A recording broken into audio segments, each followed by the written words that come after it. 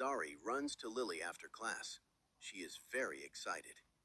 Lily, I have big news. What is it?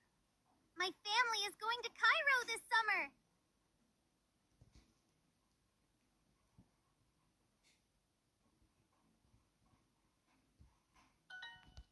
Cairo? In Egypt? Yes! We're going to visit my grandmother. I'm so happy. That's cool. Cool? It's amazing. I love Cairo. The food, the people, everything. For how long? 3 weeks. Lily is quiet for a moment. 3 weeks is a long time. I know.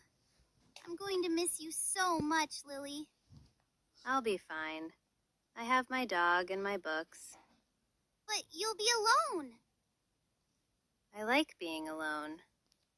Well, I talked to my mom. Oh no. And she said you can come with us. Lily opens her mouth, but doesn't speak. We can see the pyramids and eat my grandmother's food and go to the big market with all my cousins. Wait, how many cousins? 23!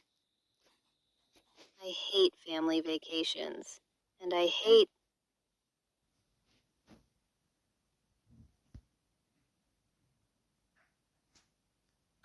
Crap.